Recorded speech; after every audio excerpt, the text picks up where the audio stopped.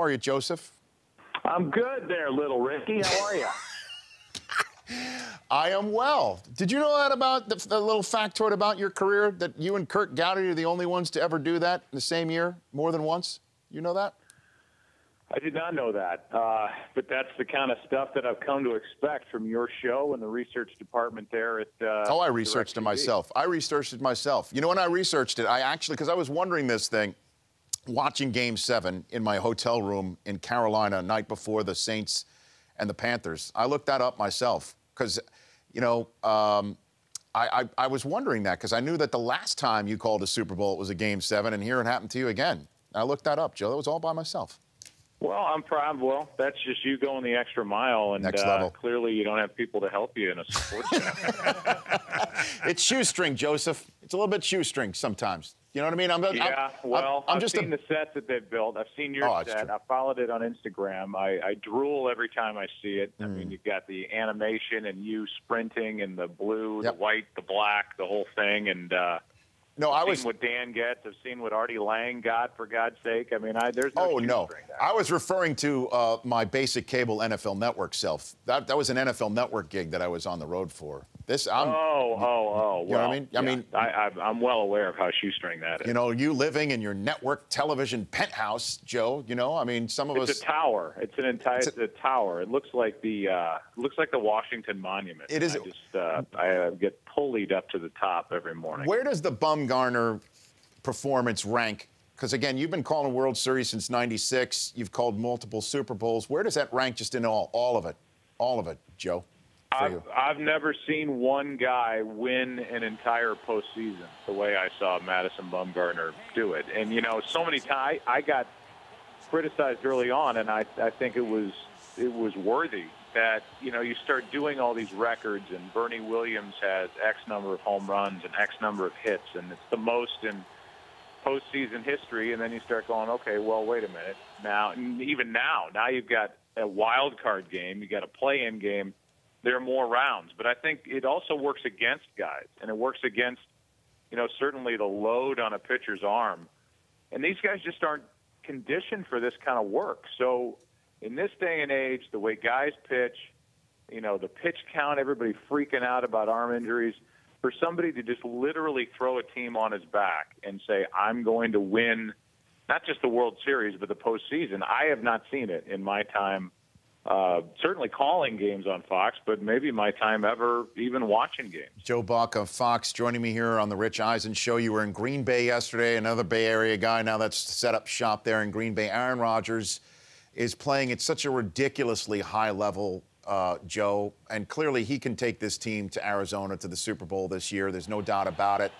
The question I have for you, though, is he the MVP of the league from the people that you've seen so far this year?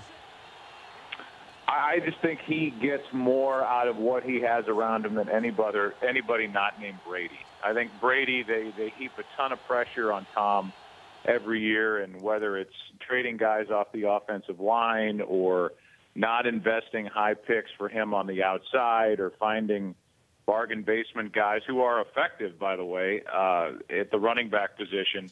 I think they throw it all on Brady. Obviously, Gronkowski is a high pick and somebody who's a big target. But I see that with Aaron Rodgers. And I don't know. I mean, I was talking about this with Troy yesterday. If you were going to start a franchise right now, who would you go with? I mean, you've got the long range of luck. Mm-hmm. You've got the experience and the moxie of guys like Manning and Brady. But the guy right in the middle of all that can do everything that seemingly every quarterback can do, including run, is Aaron Rodgers. I think he's the best in the league, and, he would get my vote for MVP. Well, I mean, Jordy Nelson is a playmaker. He's an elite receiver. I said, you know, he's playing like an elite receiver now, and I got a lot of grief on Twitter, which I know, you know, you're off of. And, he, in previous years, just wasn't a Pro Bowl guy. I mean, he's not been sent to Hawaii. He's not really one of those guys that you would think in terms of Megatron, but he is now. And Randall Cobb and the other weapons that have been put around him by Ted Thompson, he is utilizing to the utmost. He's unbelievable, Joe. And what he's done in the last two weeks has absolutely put him and the Packers on the top of the NFL pedestal for the next few weeks? Do you think about it? Yeah, I think so. It's funny you bring all that up because it's exactly the conversation that Troy and I were having, not only between us, but even with Aaron Rodgers. And, you know, we said, where do all these guys rank around you? And as you look back over the last, 5 years, what do you see? And he said, I have the best number one receiver that I've ever had here in Green Bay in Jordy Nelson. That's what he thinks of Jordy Nelson. He's stunned that Nelson hasn't been a Pro Bowler, as was Aikman up to this point. He will be this year. I don't think there's any doubt. But what Aaron said was, you go back a couple of years, we were deeper with more weapons when they had James Jones, when they had Greg Jennings, when they had Donald Driver even.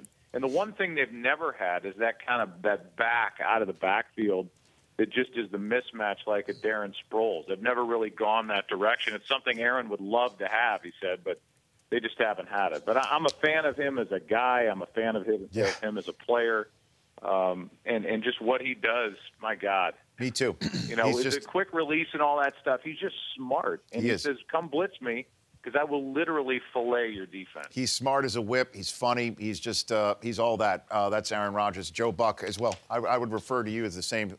Is it safe to assume you and Troy are going to that Arizona-Seattle game on Fox? Well, that's what we were thinking. It's not it's a late game because it's out west, but it's not a doubleheader game. So we're actually going east to Detroit at New England, which is obviously another great game. Yes. So it was one or the other. Made a push because at the beginning of the year, you know, who would have thought?